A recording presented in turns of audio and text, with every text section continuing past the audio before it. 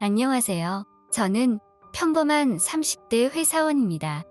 오늘은 제가 온라인 쇼핑몰 회사에 다녔을 때 겪었던 이야기를 한번 해보려고 합니다. 제가 근무하던 쇼핑몰 직원은 아주머니 3명과 저, 이렇게 총 4명이 일하는 조그마한 회사였고, 그마저도 아주머니 3명 중 한 분은 사장님의 아내, 즉 사모님이었죠. 보통 회사 규모가 작을수록 구성원들끼리 마주칠 일이 많을 거라 생각하시겠지만, 저 같은 경우에는 아주머니들과 하는 일이 아예 달라서 서로 다른 공간에서 일을 하여 평상시에 좀처럼 말을 섞거나 얼굴을 마주칠 일이 없었습니다. 그러므로 제가 회사에서 유일하게 신경 써야 할 사람은 사장님밖에 없었는데, 이놈의 사장님이 참 문제가 많았습니다. 돈을 여기저기서 빌렸는지 일수쟁이들이 사무실에 시도 때도 없이 찾아와서 그들을 피해 출근조차 하지 않는 경우가 태반이었으며, 드물게 출근하여도 컴퓨터로 온라인 불법 도박이나 하다가 돈을 잃고 혼자서 씩씩거리며 이런저런 미팅을 핑계로 술 마시러 나가버리는 게 제가 회사에서 볼 수 있는 사장님의 전부였죠. 그러던 어느 날 무더운 여름이 한창인 8월의 늦은 오후였습니다.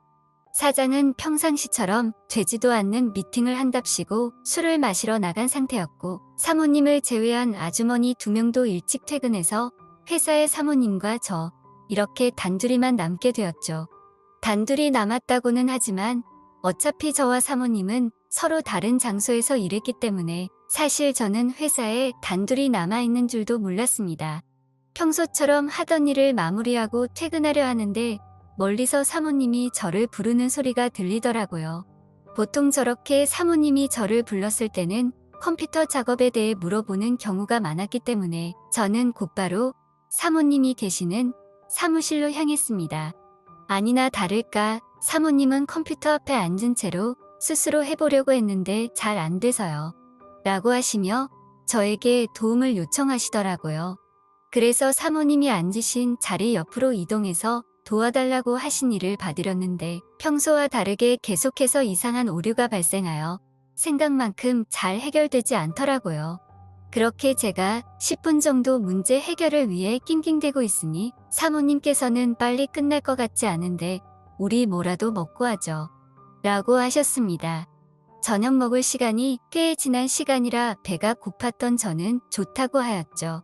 사모님께서 뭐 먹고 싶은지 물어보길래 얼큰한 짬뽕이 먹고 싶었던 저는 중국집에서 배달시켜 먹는 게 어떻겠냐는 제안을 하였고, 사모님도 흔쾌히 좋다고 하시더라고요. 제가 주문하려고 하니 사모님께서 직접 주문한다고 하셔서 저는 짬뽕으로 부탁드린다고 했습니다. 그 말을 들은 사모님께서는 자주 시켜 먹던 중국집에 전화를 거셔서 짬뽕 2그릇과 고량주 1병을 시키시더라고요.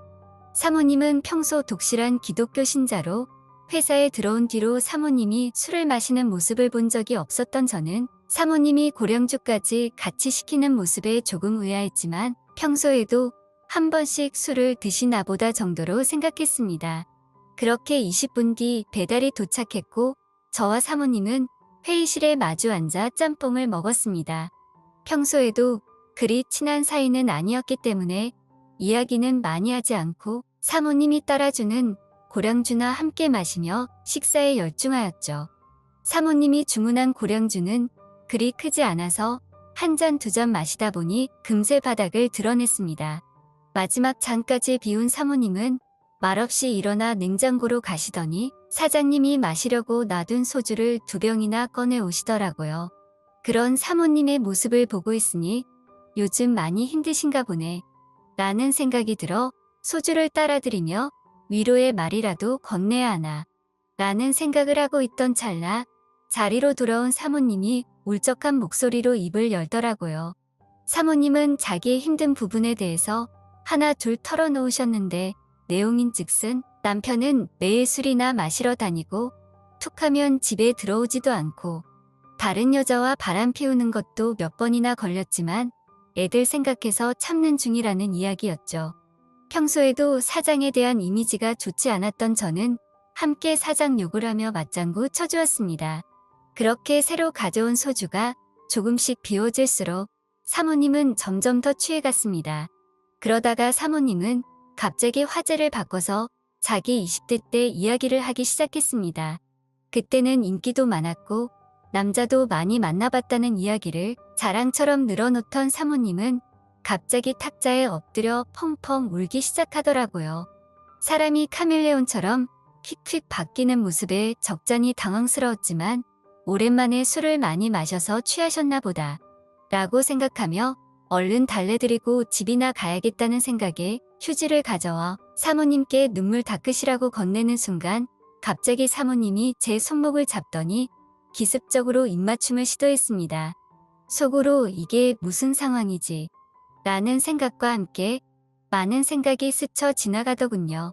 사실 일하면서 사모님을 한 번씩 볼 때마다 얼굴도 이쁘시고 자기 관리를 잘해서 그런지 나이답지 않게 몸매가 좋다는 생각을 종종 하곤 했었던 저는 다가오는 사모님을 끌어당겼습니다.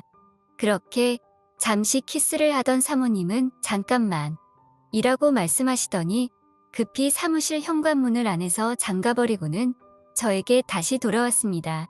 그렇게 밥을 먹던 테이블은 순식간에 침대가 되었고 술 기운에 취한 사모님과 저는 뜨거운 시간을 보냈습니다.